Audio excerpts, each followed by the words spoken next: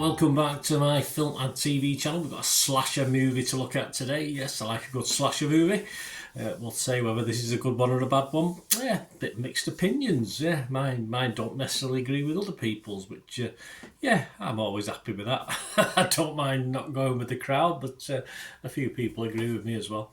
We're going to have a look at Clown in a Cornfield. Yes, the 15 certificate, 96 minutes, which is fine. I like the length of time. That's no problem. 96 minutes if it's half decent.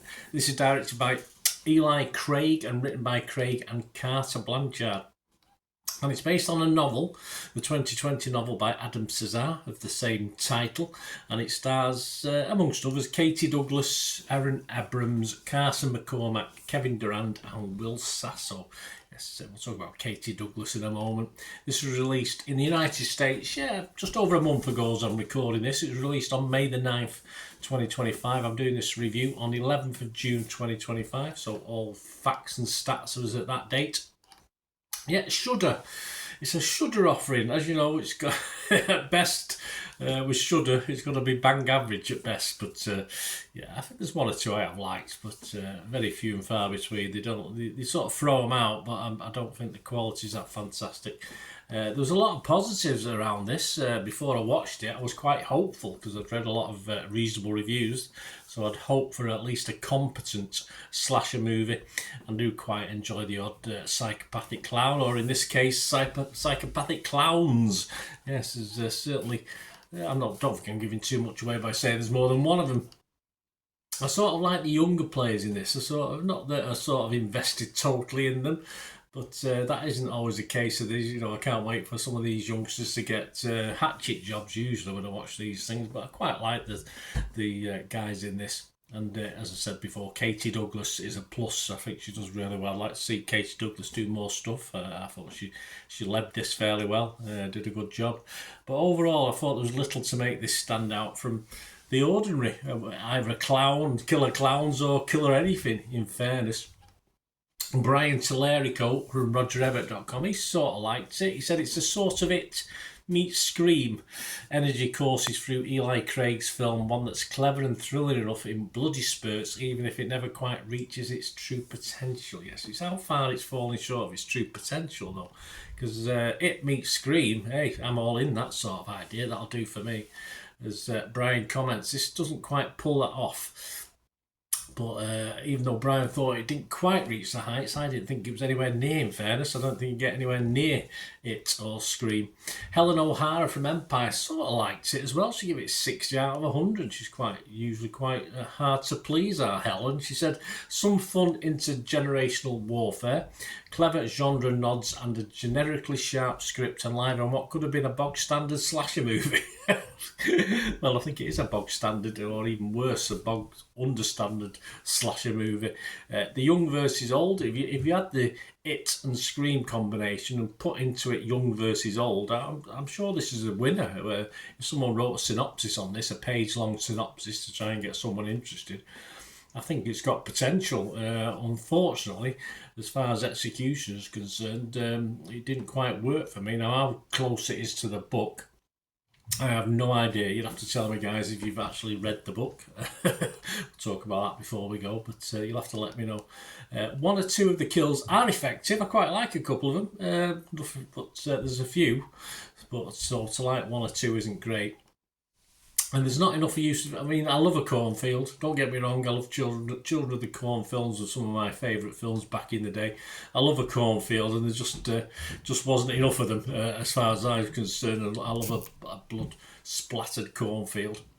And I think these always have to have a bit of humour in. Of course, you have to have a bit of gallows dark humour in, and whether I missed it, I don't know, but this seemed to lack in that. I mean, if you're going to have a basic horror that's not supposed to be funny, fair enough, but, you know, if you're going to have clowns in a cornfield, you've got to have a bit of humour, and it never really felt there was that much in this, which was disappointing. It would have been a nice touch, for instance, as they drove away in a clown car, perhaps for it to be slowly fall apart at the end of this film, but sadly, this film isn't even that clever, but hey, would have been an interesting touch. Might have made me score it a little bit higher, but probably not.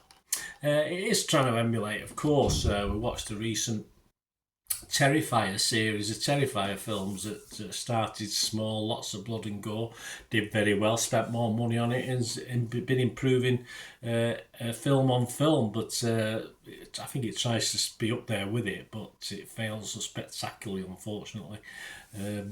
So hopefully there's not going to be no Clown in a Wheatfield planned, a sequel planned for this one, because I certainly don't really want to watch it.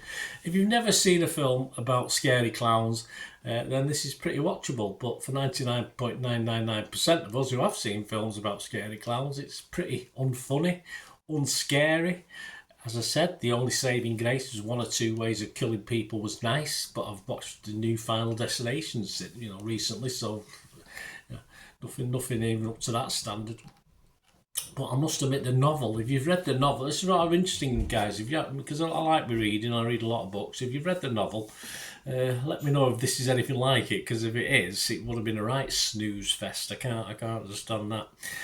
Other scores, though, because it's not all, I'm being a bit negative, but it's not all negative. We've had a couple of critics there who quite liked it. And Rotten Tomatoes, 140 critics, 103 were fresh. So, yeah, I'm in the minority. I don't mind being in the minority, that doesn't bother me. I don't like going with the crowd. 37 rotten, so I'd be 38 now when I add mine to it.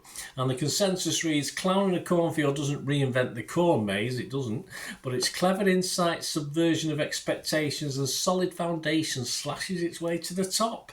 Flipping heck, I think the guy who wrote Clown in the Cornfield wrote that paragraph. Metacritic, yeah, not so hot.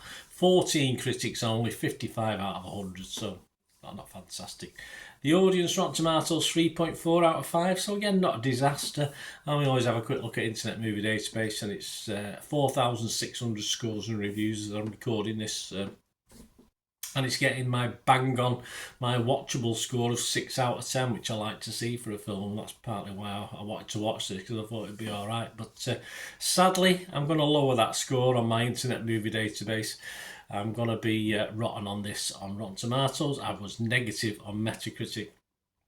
And I have not given this a score, but if you watch my X account or my TikTok stuff, there will be a score on there. But if it gets less than 5, I just don't score it. It's not worth it. So I've not given this a score. But as I said, if you want to know what my score is, just check it out on X or TikTok. It'll be on there.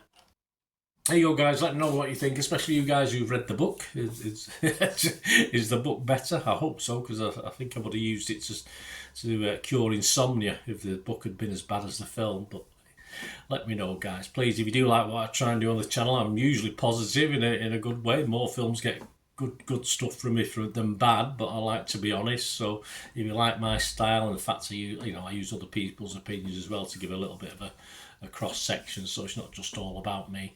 If you like how I do it and you want to help support the channel in any way, all I ever ask is you keep watching and listening for another 45 seconds or a minute or so, and you can find ways of supporting the channel, or just smash those buttons, that like button, the subscription button, guys. That'd be great as well. Thanks for watching, guys. To help me out, guys, if you watch the ads, if the ads on this YouTube ads, that helps in a very little way, but it all helps. It all, watch the pennies and pounds look after themselves, they say, don't they? Or the pennies or the 10p's look after themselves. But if you watch the ads or follow the links on the ads as well, that's always a nice way to support the channel. If you sort of hang on for it, I've done that. I watched other people's and followed the ads, just something I fancied, which does happen from time to time. Of course, you can support me by pushing that subscribe button as mentioned earlier, and that's of course pressing the button so you know when these vlogs are coming out. And of course, I'm always interested in your opinions, and of course, if you can give us a like, that'd be wonderful as well. So thanks for watching, guys. Hopefully I'll join you very, very soon with something else. Until we meet again, I'll never ask one thing, don't I? Please stay safe, everyone. Bye for now.